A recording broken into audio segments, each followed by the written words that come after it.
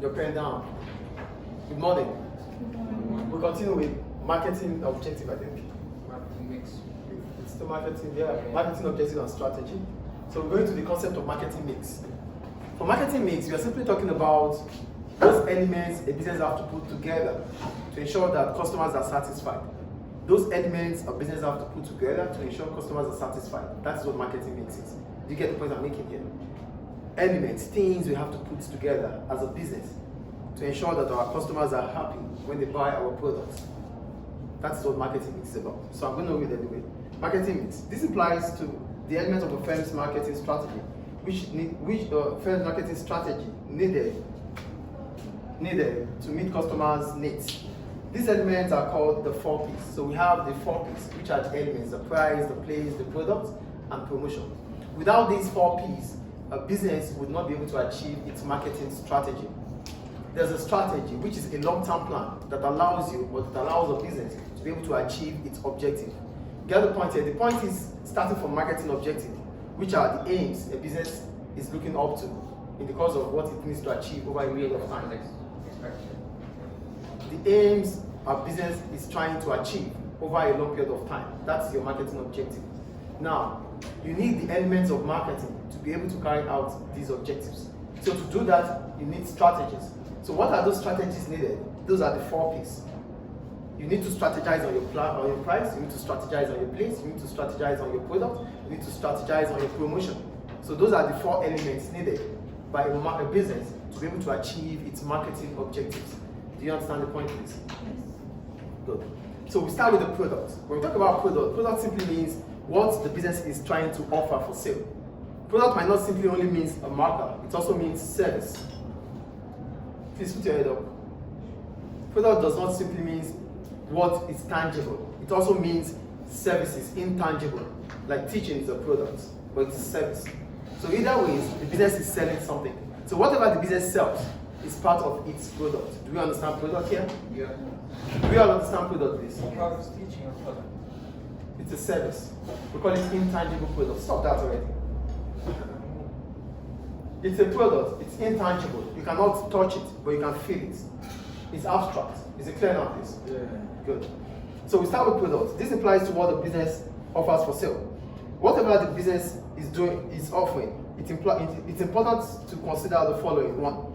So before we go into what you sell as a business or what you are producing as a business, there should be consideration, because whatever you do, it's about the long term. That's why it's a strategy. A strategy is a long term. When you're thinking about right now, it's a tactic.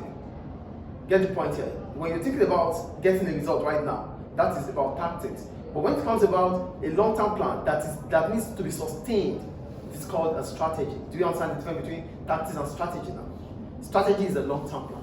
Tactics is the result we need for now. Like in the football matches, they use tactics because they want a result presently. Do you understand the difference here? But businesses will not use tactics, they use strategy, because based on the accounting concept of going concern, businesses should be seen as that will never end forever. So in as much as you've started a business, the business should be run or operate as if it will never end. So because it's not going to end, based on the accounting principle of going concern, it means you should always use a strategy instead of a tactic. Do you get the point I'm making here?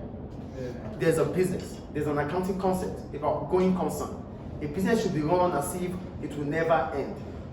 So that is the mindset of a business person. So if that is your mindset, it means you should continue to use strategies instead of tactics.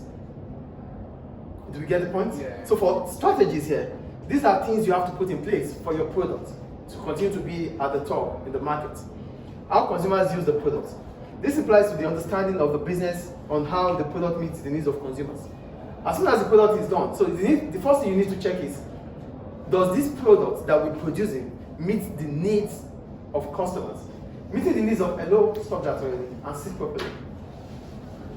Meeting the needs of customers means our customers are going to be satisfied where this product is being used. Do you understand meeting the needs here? Our customers are going to be satisfied when they use the product. Because quality is about meeting customers' expectation. Quality is not the amount you spend on the product. The expectation that brings about what you spent is quality. So if I'm buying this for $2, I'm expecting it to function for $2. If I bought it for $10, it is expected of it to function for $10. So for each value you are able to enjoy from the product you bought is the quality we're talking about, not how expensive a product is. Do you understand quality here? Yeah. Do you understand quality, please? So this takes us to how consumer use the product. So as soon as because a product is not, if a product is not used, it is not considered as a product.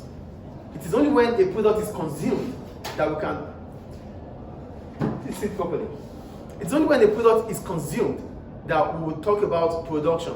That's why they used to say production is not complete until it gets to the final user. So it's not a product if it's still stored there. It's a product if it's being used. This is a marker. For the fact that I'm using it and I'm happy using it, that makes it a product. But if the marker is just there, nobody is buying it, it's still there, it is not a product. Do we understand production here? So whatever you have produced as a business, if it is services or tangible goods, it has to meet the needs of customers. That is the first point here. So needs of customers are based on what customers are buying from you. What are they buying? The service. For the school sells education, it sells service. So when you are seated, if the teacher does not give the right thing, that does not make you satisfied, then it doesn't meet the needs of yours. That means there's no satisfaction.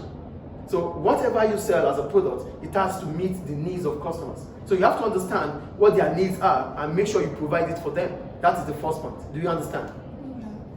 The second one, appearance of the product. Product has to be attractive. So what are those things that comes about the appearance of the product? The size of the product, the color of the product, the shape of the product. All these things must be attractive. If not, people might look away about your product. They might ignore your product. Do we understand appearance here? I wrote, this applies to all aspects of the product from size, shape, and color, which must be attractive. It has to be.